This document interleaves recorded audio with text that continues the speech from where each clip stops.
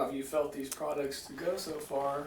That one is a little weak, but I know you had told me to just start with a half of one. That's James Weeks, MD, consulting with patient Robin about getting treated with medical cannabis, something he just started last November in Kentucky, but has been doing in Ohio for about 6 years.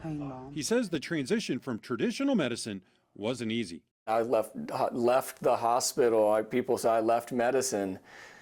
Colleagues thought it was shocking and they discouraged it, and even my mentors. And that was not just with my colleagues in the hospital, that was with my family, saying, "Oh, James, he left medicine." Weeks is one of just 9 medical providers in northern Kentucky's 3 largest counties authorized to qualify patients for a Kentucky medical marijuana card. So you're not looking to get high? No, not at all. I think the buzz for me, it lasts maybe 20 minutes. Then after that, it's just relief. It's just pain relief. Former Kentucky lawmaker Rachel Roberts of Newport heads the Kentucky Cannabis Industry Alliance. She says the perceived stigma and the fact that marijuana is still illegal at the federal level keeps a lot of doctors away. But she says there's enough to meet the demand so far, and more may come online. I do expect that when the program gets a little closer to truly launching with product in dispensaries, that you'll see the demand go up, and then there may be a market for more medical providers to come on. Weeks patients Robin, as well as Lauren Ennis, say they've been using marijuana to cope for chronic ailments for years.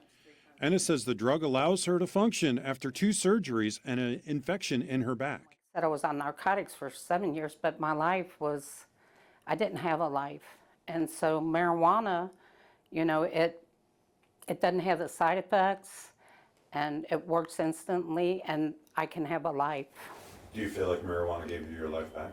Yes, absolutely. They both say they currently get their product primarily from Michigan, where they say it's vastly cheaper. As for Dr. Weeks, he says he doesn't regret the switch.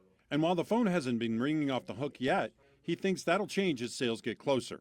We're going to see increased demand because there's going to be stores in this area, and once they open, and people want to get in there, and there's only going to be one way to get in there is with the medical cannabis card.